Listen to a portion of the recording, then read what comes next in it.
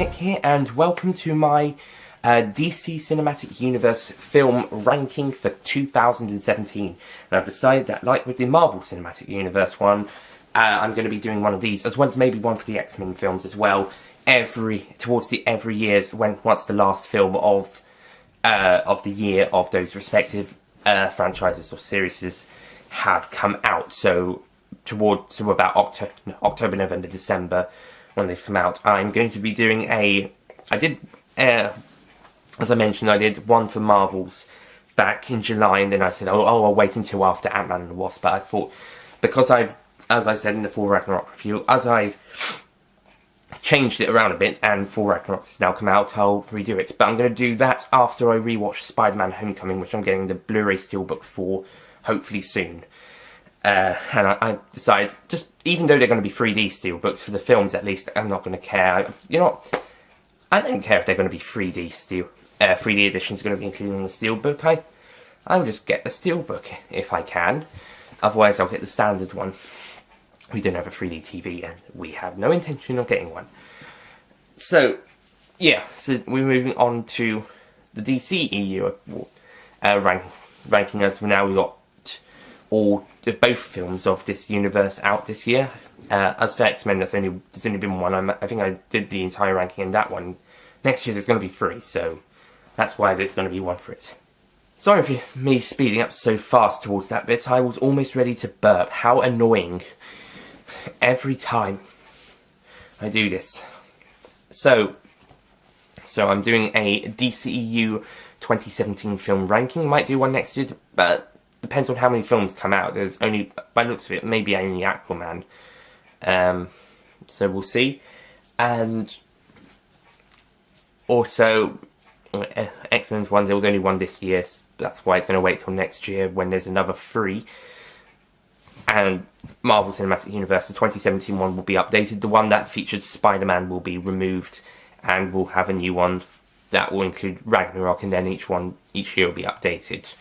But at the end of the year, like I said, I already did one after Guardians of the Galaxy Volume 2, but that was only filmed, didn't edit, because I thought I'll redo it after Spider-Man Homecoming. And then now I'm going to redo it again. But not yet. First of all, we got this one. So let's get started with the DC Cinematic Universe with number... Oh, I should tell you which ones we got. It's stupid me. Okay, first of all, we've got Man of Steel from 2013. Then we, then we've got Batman v Superman. Oh, hang on. My homemade slipcase. Dawn of Justice from 2016 with the Ultimate Edition. I got this from CEX, so in October of that year, so it didn't come with a slipcase, so I made my own. Still got to put the picture on the cover I'm printing off, or do a really terrible drawing. Then we've got Suicide Squad, which also came out in 2016. I have Batman v Superman, I think it was originally supposed to come out in 2015, and that would have been the 2015 film, and then Suicide Squad for 16. And then they would have started doing 2 per year for 17. Because it feels like 2014 and 15 are now missing out, similar to with the MCU 2009 missed out, but every other year there's been a film every year, and this one it's the same, apart from 14 and 15. And finally, for 2017, we have Wonder Woman and Justice League, which is the new film out now. So let's get into this ranking of the DCEU, starting with number 5. Number 5 is, and this isn't going to be a surprise to anyone, is it? It is Batman v Superman, Dawn of Justice. Okay, the problem with this movie is the fact that it's a bit complicated. It's basically Batman and Superman hating each other for no reason, and so having to fight over it. Meanwhile, Lex Luthor, who's manipulating the two to try and do it a little bit more than adding to the manipulation, also creates this big monster so he can get rid of Superman for some reason. To be honest, I don't really understand why he's after Superman in the first place in any of them, but I guess he just doesn't like him. So it's up So eventually they have to work together, and along with Wonder Woman, to stop Luthor and Doomsday. And before you get to that bit, it's just a bit of a mess. The problem is that they cut some important stuff out, which is in the Ultimate Edition, but that's 3 hours. Yes. Which is, you can see why they edited it down to 2.5 hours, but they cut out important and plot-worthy stuff. You didn't really need the scene where Superman jumped into the bath with Lois Lane. You didn't need to worry about some other stuff, and can't remember which ones, maybe, but some other stuff I can't remember off the top of my head. That's the only one that jumped into my mind. But maybe maybe Superman running away. Didn't need to worry about that. Running away and then coming back. And it's strange how that's actually happens at all. He's just like, oh, I'm in a bad mood. And he goes away, and they already know that nobody's blaming him for it because they know it wasn't him. So why is he just out of the picture for a couple of minutes? And I don't know what's happening. So yeah, it's a bit complicated, this film. Like I said, the extended edition is better. It clarifies some bits. It explains a bit more, so on. But that is too long. Maybe, I think what should have happened is that this film, in its 3-hour runtime, should have been carved into 2 films. I think it should have been Batman v Superman Dawn of Justice Part 1, Batman v Superman Dawn of Justice Part 2. The fact it's also called Dawn of Justice is the fact that it's not quite, because it's really Batman v Superman on its own would have been a better title, because it's not quite the Dawn of the Justice League per se. It's setting it up, yes, but it's not really the start of it. They just decide, Batman and Wonder Woman just decide to start it at the end of the film after Superman's death. So, yeah, I wouldn't really call it the Dawn of Justice, just call it Batman v Superman. It's what the original 2004 planned film was going to be called. Why not just do it that way? So, yeah, I really think that should have been 2 hour-and-a-half to hour-and-3/4 long films instead of a 2.5-hour one with important stuff missing, or a 3-hour long film, which is honestly the better version. But you're not going to get people sitting through a 3-hour film at the cinema without a break, which they could have done. But I don't know, if the film was, I don't know how long it has to be before you have to have a break, because films can go up to be at least 3.5 hours at most these days, although not generally. But there will be 3-hour or so long films. So I don't know how long a film needs to be before it has a break. And to be honest, that's probably one of the reasons why I'm happy that Justice League was 2 hours, at least for its theatrical release, instead of 2 hours 50 as Google was making it out to be.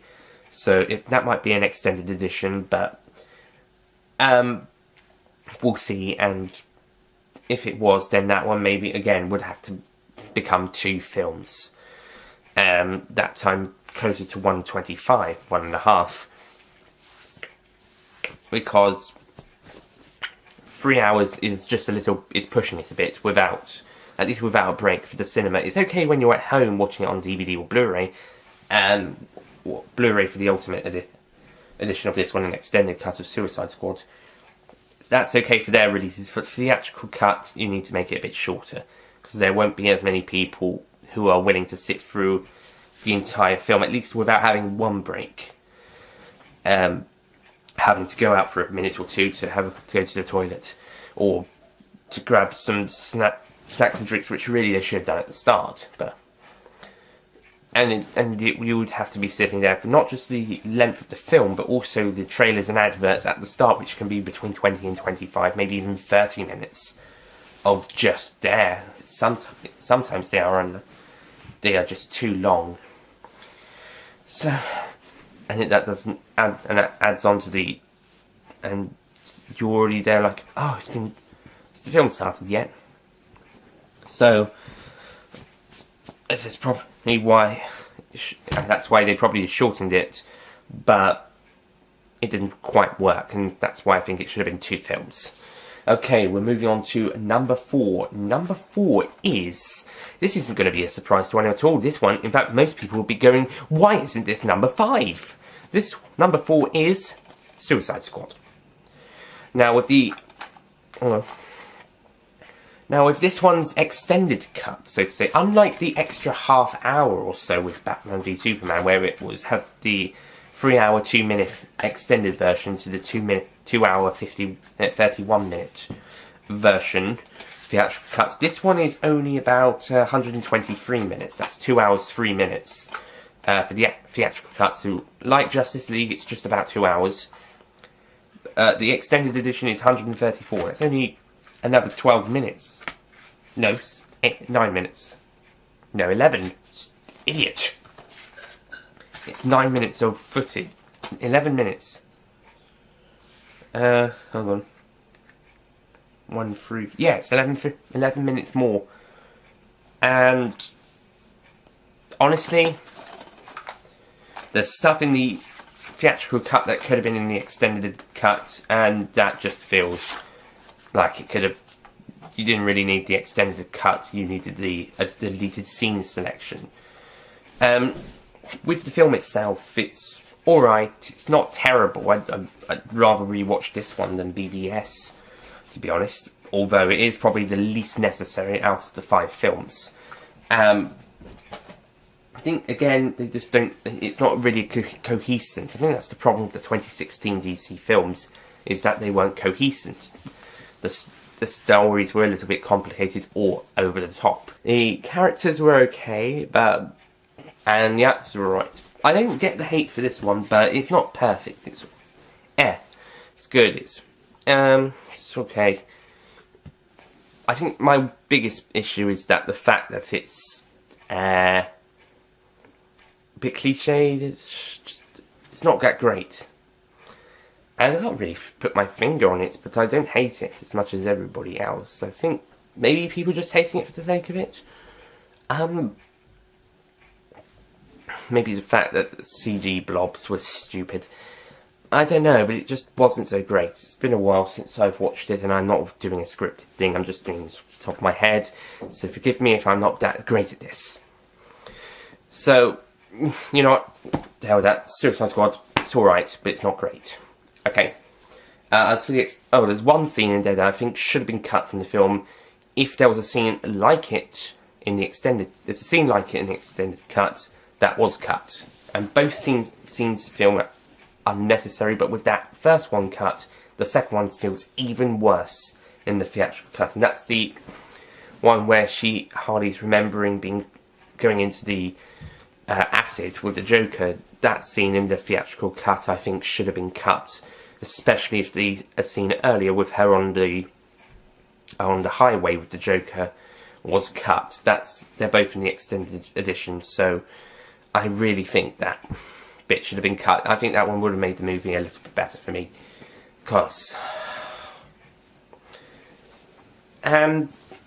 it's just not so great. It's alright, but it's not so great. I think the story could have worked a bit better, and and the critics saying Justice League was a CGI gore fest. I think you meant this one, right, guys? Right.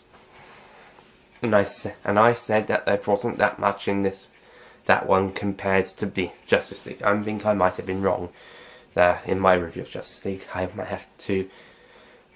I'd like to take that back. There is probably more CG in here than in Justice League.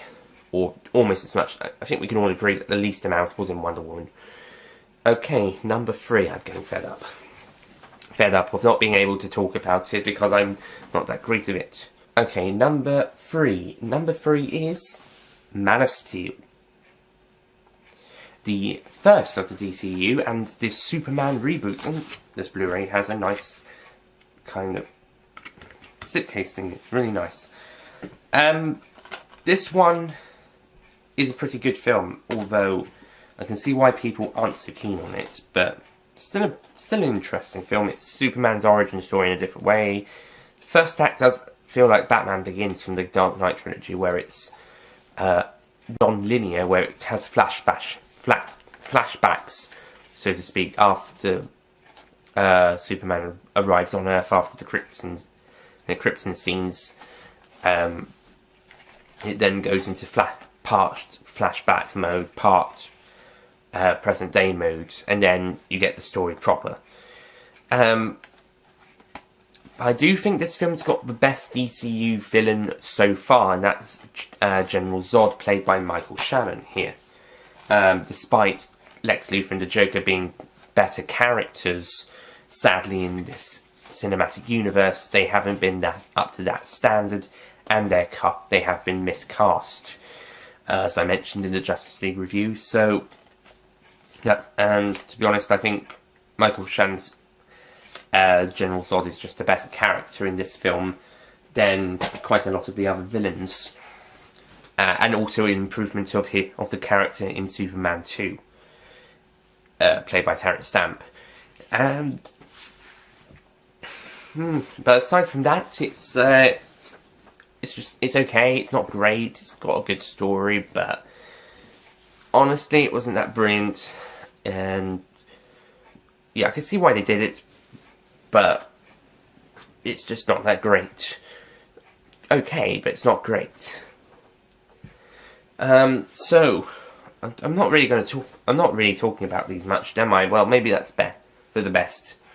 Okay, number two. Number two is the latest film, Justice League. Now, I've done a whole review on this where I have talked about it a bit, so you can go check that out. But to sum it up, it is an enjoyable, fun ride experience that's getting a lot of hate for very little reason, and just the fact that it exists, probably. But at the same time, there is a bit more love for this one than some of the others. So it is still a really good film, and the characters are brilliant, and the interaction is great, and they're fun to be. Batman, Superman, and Batman and Superman are at their best. As is probably Wonder Woman, just a little bit, from her solo film, and they're all improving as their characters, but it's not brilliant, it's not great, but it's still a pretty damn good movie. It's a really good, enjoyable movie, and yeah, you'd have a good time with it, unless you're one of those really cruel critics who just slam it for being a CGI fest. Guys, you're being harsh. Just calm down. Just chill out a little bit. Go watch it again. Give it another chance. You might actually like it. Okay, and that brings us to number one. Again, I've already reviewed this film. I've reviewed all of them apart from Man of Steel. So number one is Wonder Woman. Now, how could this not be number one?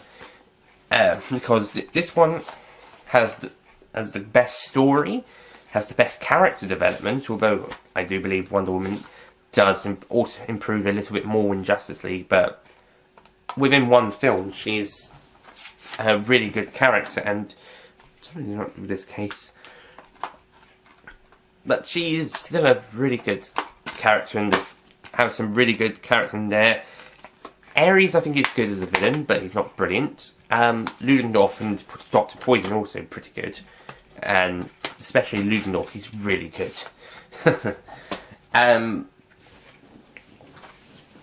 think Steve Trevor is a great love interest, similar to Amy Adams, it's Lois Lane. The scenes on Themyscira are pretty great, and then we move into the harsh realities of the war. Really cruel, harsh realities. It's almost depressing, a bit like with Dunkirk later on in the year. It was really depressing seeing these types of the wars depicted in these films. It shows war is not a game. But when it's not being bleak and depressing in those scenes, it can be fun and enjoyable, like in the scenes when the gang is kind of interacting with each other. There's a night spent in this Belgian village that they managed to rescue and to have some fun. Of course, the village is gassed by this new gas only a day later. Wow. But there is some other good moments, like the bit when Chris Pine's character is pretending to be a German aristocrat. He's like, what? You You drove us all the way here only to forget that the invitation's now? That was a really funny moment. And yeah, and Steve Trevor's character, which is Chris Pine's character, his act of bravery and and non-selfishness pretty much saves the day, more or less. So yeah, this is really does explore other characters as well really well. So yeah, this is a good film, a really great film, and managed to so far stay in my top 5 of the year. It's just managed to stay in the top 5. Justice League, I think, doesn't quite make the top 10, but it's still a pretty great film, and or very bottom at best. So yeah. As for the 2016 ones, they were in the bottom half of that list as well. Man of Steel, I haven't seen so many of the 2013 ones. That's just have to be a pre-2015 film. You just have to go with the flow. I will say it's not as good as Frozen though. I'm not sure about Star Trek Into Darkness. It might be better. It might not be. I have seen other films from 2013, but those were cinema or 2013 films at the cinema on a later date. Crude's probably a little bit better. Doctor Who, The Day of the Doctor, was not a cinema one. Even though it's shown at the cinema, I didn't see it at the cinema. That would be the best, if I did. And other ones, I'm not sure. So, I didn't even see that one at the cinema. I'm just comparing it to other ones. I've probably seen other 2013 films, but like World's End, seen that. That was good. I'm getting a bit ahead of myself, but yeah, 2017's been a really good year for the DCEU, especially after the disappointment of 2016, which I think Marvel has had a similar thing. Although not 2016 being a disappointing year because Civil War and Doctor Strange, I think 2015 was a bit more disappointing because of Ant-Man. Although Age of Ultron was pretty good. 14 was a good year. 13 was again mixed with Iron Man 3, which was great, and For the Dark World wasn't so good. 12 was only one film, but it was a fantastic film. 11, again, it was quite mixed. 10, one film wasn't so great. None in 9, 8, the same. Mixed. But with 2017, they've had a really good run. So I think both comic book film companies have had great films this year. So 2017 is obviously the best film for comic book year, the best year for comic book films. And if not just that, but we also had Logan and Lego Batman. So yeah, seems like the best year for comic book movies. So thank you guys for watching. Before we go, quick reminder of the list. Number 5 was Batman v Superman: Dawn of Justice. Number 4 was Suicide Squad. Number 3 was Man of Steel. Number 2 was Justice League, and number 1 was Wonder Woman. Just wrapping this up quickly, and for those who didn't see the picture, because homemade slipcase. So that's it for me. Thank you for watching. I'll see you guys next time. This including the Time Agent vlogs, which are or rankings, whichever's going on at the moment. I'll see you in that. If not, whatever comes next. Goodbye.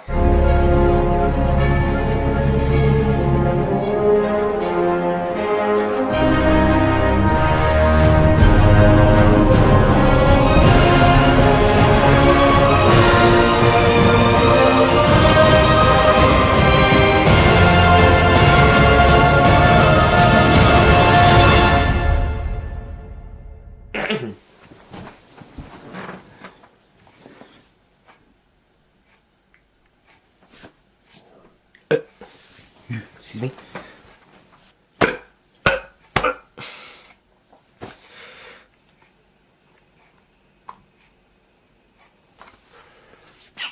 And characters were introduced. Okay. Why is everyone talking at the same time?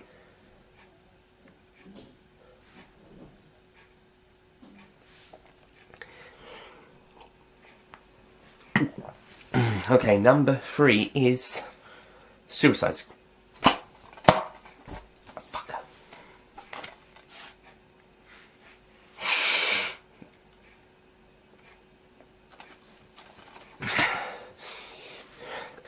So that's it from me. Thank you for watching. I will see you guys hopefully with the MCU ranking or whatever I do next. Besides the Time Agent vlogs, which should hopefully still be going on for now, or the Time Agent rankings, which either if they're not on now, they should be going on unless we've already passed them. So thank you for watching. I'll see you guys next time. Goodbye. Oh no, I have to remind you of the list. Okay.